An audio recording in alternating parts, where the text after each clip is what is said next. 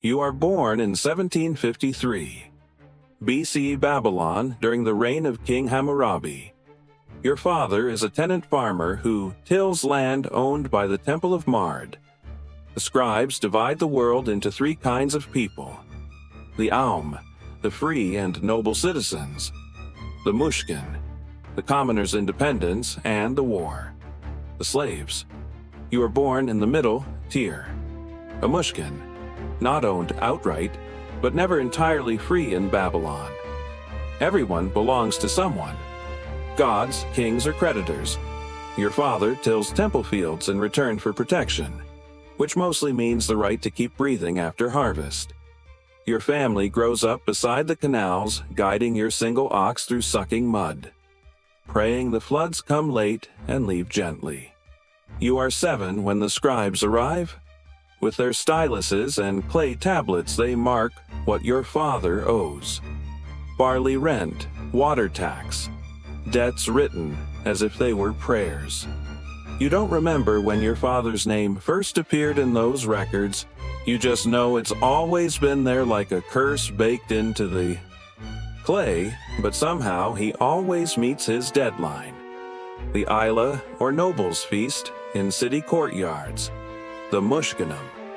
In this case, your family bend their backs in the fields, and the wardem or slaves bear brands on their hands. You believe this is how your life will always be, until you learn that the gods always get paid even when the land doesn't. You're 14 when your father's bad luck becomes your problem. It starts with locusts when the barley heads shrivel before the harvest. The canal that once glittered with sunlight turns to dust and cracked clay. You can smell the salt rising from the fields, the kind that kills everything. When the temple collectors return, they count the bushels and find none. The debt tablets don't care after all. Clay doesn't rot like barley. Your father kneels before them, his voice small against their reed-sealed authority. He begs for time. They give him a law instead, Hammurabi's Code Law, 117. If a man is in debt and cannot pay, he may give his wife, son, or daughter into service for 3 years. In the 4th year, they shall go free. It is this law that will define your life. Your family has no slaves to send in your place, or to sell, no livestock to barter. Just your father, your mother, and 2 younger sisters, whose hands are too small to lift a hoe. You are the only son strong enough to be useful. The temple finds a merchant to take you in exchange for the debt payment that night. The house smells of dust and tears. Your father stares into the fire but never meets your eyes. He begs you to forgive him. You say it's your duty, but inside, you blame him for everything. By sunrise, your mother packs your bread, and by noon, you're walking behind a merchant cart toward Babylon. A debt in human form. Your new master Belita is a trader from the Agabi family, the kind of man whose silver moves faster than armies. He lends coins to temples, priests, and nobles alike. Your mornings in his house begin before sunrise. You grind barley until your hands split. You haul water, sweep courtyards, polish. Ledgers you're not allowed to read when you spill oil on the floor. The overseer's staff finds your ribs law. 117 protects your life, not your comfort, he tells you while wiping sweat from his brow. The Code of Hammurabi says, a debtor's son must serve 3 years, no more. It says he cannot be beaten to death or sold beyond Babylon. But the law is clay, and clay cracks. When rich hands press too hard at night in the granaries, half dark, you copy signs in the dust, shekel of manna. Barley you dream of, numbers instead of gods. You watch merchants argue over copper weights and think, if you could count like them, you'd never starve again. You sleep in the stables with the animals. You dream of home. You mark the years on the stable wall, 1 cut for every full moon. The cuts don't make the time move faster. but they remind you that freedom has a number, and you're learning how to count. Then, you start hearing the noises, the crying, behind the merchant's doors. After dark, Clayton collects female debtors too. Some are wives. Some daughters, all temporary. You see one stumble from his chamber, once face swollen, veil torn. She's gone the next morning. The overseer says she was released. The servants whisper that she drowned herself in the canal.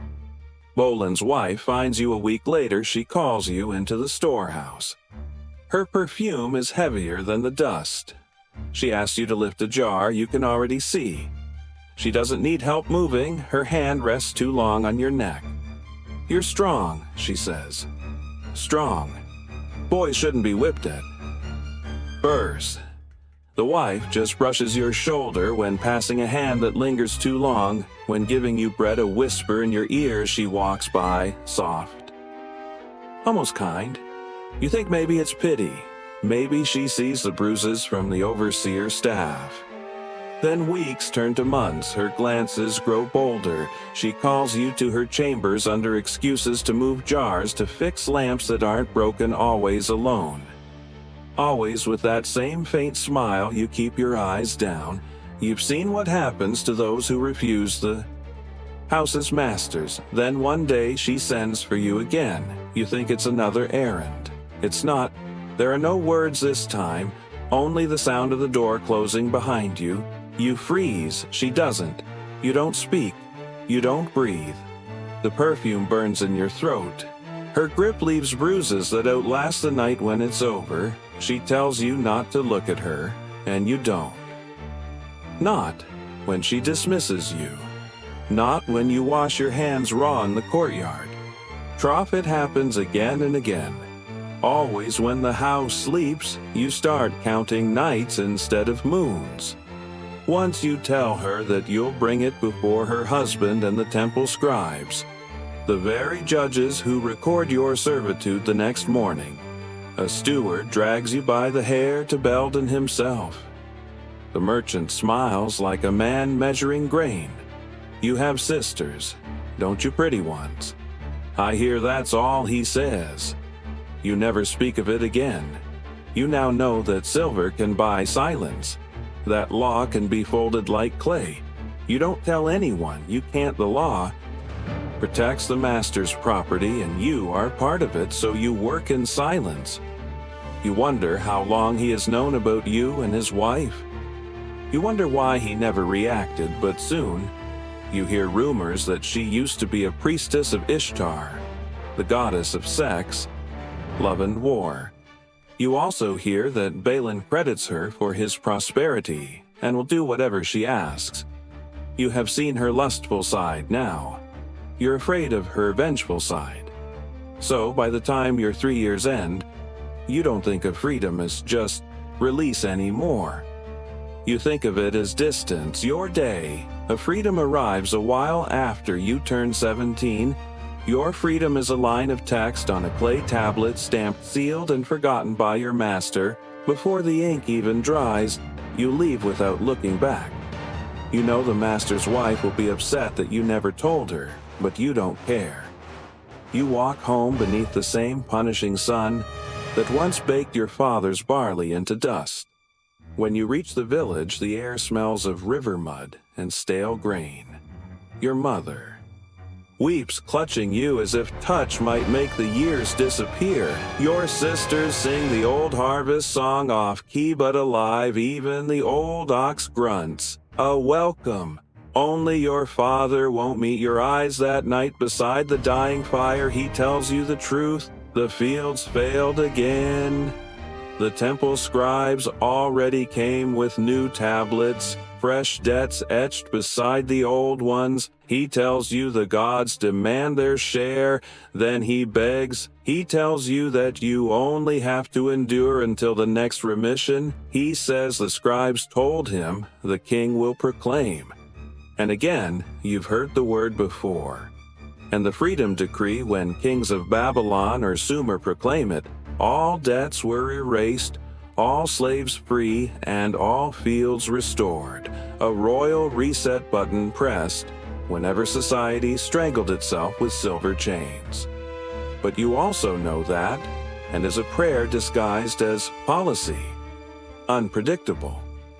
Political and rare kings announced it when the people grew too desperate. Not when a farmer's heart broke quietly in his hut. You refuse at first. You've served your time, paid for the family's debts and sweat and humiliation, then you see your sisters asleep, thin arms cracked, hands their hair full of straw. You know what happens when debt comes for the unmarried daughters they are offered like you once were as payment, so you agree to go back. Not for your father's plea, not for the king's promise, but for the fragile piece of your sister's sleep. You return to Babylon with calloused hands and your heart already hollow. Bolin greets you like a lost tool found in the mud. My little worker returns. I was wondering when your father would default again. The servants laugh. Even the slaves look away. They've seen this story before. Everything is the same. The courtyard, the cracked cistern, the smell of barley mash gone sour. Only the air feels heavier. The master's wife doesn't smile. This time, she watches you from her balcony like a priest watches a sacrifice. Once she brushed your arm in the storeroom. Once she whispered your name when no one could hear. Now she wants you to suffer in daylight. She never forgave you for speaking back. Now every task comes with her scent. The order to haul bricks under noon sun, to clean the pens on your knees, to scrub her husband's sandals until the leather shines like gold. Each night you sleep by the kiln skin blistered from heat, your body marked by the overseer's staff when you speak too softly to another servant. Shala, a new girl with barley hair. The wife notices. She doesn't scold you. She scolds Shala. The next day, the girl's work triples. You distance yourself from her. You say it's for the best. A year passes. You're 18 now. Your arms have grown harder, your voice quieter.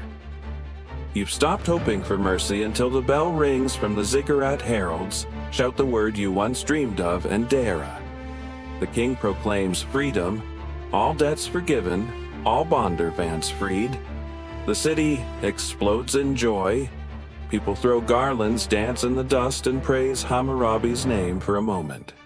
Your knees nearly give way. You'll go home. You'll be clean again. Bedin calls you to the mansion, smiling like a man who's already been paid. He tells you that your debt could have been canceled, except that it isn't that kind of debt. He shows you a new tablet. Your father's mark pressed into wet clay beside strange symbols. You can barely read this isn't servitude for death. See, it's a commercial apprenticeship now, not covered by the decree you blink, but the law. He taps the tablet and says, "The law forgives farmers. You, my boy, are a worker."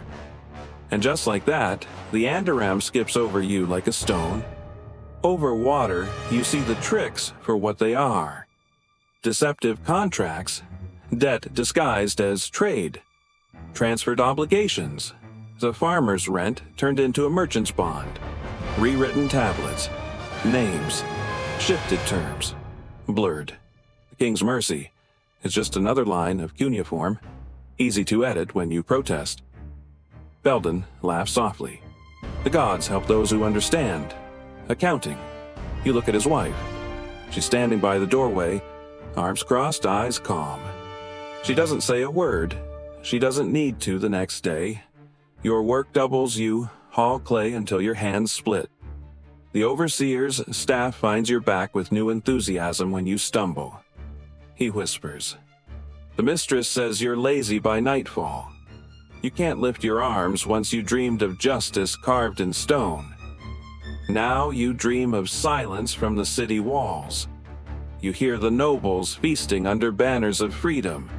They sing of Hammurabi's mercy, the law that protects the weak.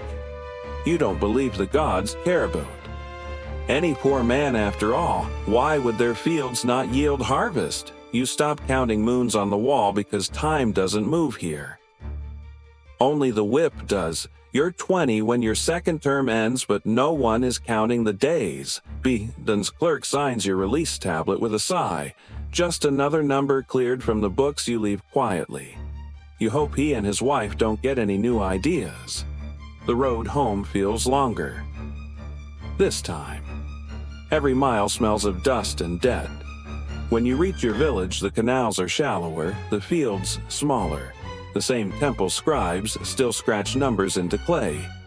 Their styluses sharper than ever. Your mother cries again, but it's quieter this time, as if she knows the tears won't change anything. One sister is gone, married to a man twice her age, a farmer who bought her with barley and silver. No one told you the younger one avoids your eyes. She only knows you from stories. Your father is older now, shrunken, muttering about the next planting, the next tax, the next season of begging. He still dreams of good harvest. You dream of anything else that night. He talks about renting more land. You don't answer. You stare at your hands, hands that know the weight of clay more than the touch of soil. You realize you've come full circle. You left his payment returned as proof that the system works for everyone but you. Years pass. Your father dies. Then your mother, your last sister, is married off. You inherit your father's fields, the same cracked earth that swallowed his back and his hope. You swear you'll do better. You plow deeper, plant earlier, pray harder. You marry a weaver's daughter, gentle and sharpied. When your first son is born, you lift him in your arms and make a promise. He will never wear another man's chain for a while. It works. The rains come, the barley grows thick. You even pay the temple scribes without flinching. Then one year the river runs thin, the wind turns cruel, the grain shrivels before your eyes. You tell yourself it's just one bad season. Then two by the third, the debt tablets start to pile up again. The collectors stop smiling when they visit. You lie awake at night staring at the clay tokens that mark what you owe. You think of your father that morning. He couldn't meet your eyes. You understand him now. The weight in his silence. The way he said your name. Like an apology. You have two choices. Leave again. Sell yourself. Keep your son free or give your son and keep the farm breathing one more year. You watch your boy sleeping beside his mother. He's still too young, just turned 7 in the last harvest. His small hands clutch the same air that once filled your lungs with promises. You finally understand what it means to inherit. Not land, but chains. You go to the temple at dawn. The scribe looks up. Stylus ready. You can't bring yourself to speak. You walk away instead, choosing the road again, the same one that stole you before. Only now you know why men keep returning to it. This is how Babylon keeps its order. There are fewer cattle slaves, now war no longer. Brings enough captives so the rich turn to debt instead. The quiet war that never ends. It doesn't need soldiers, only scribes. The nobles write the contracts, the temples keep the records, and the farmers, the free men feed them both. No chains, only promises written in clay. You were born free, you'll die free, and still somehow you'll always belong to someone.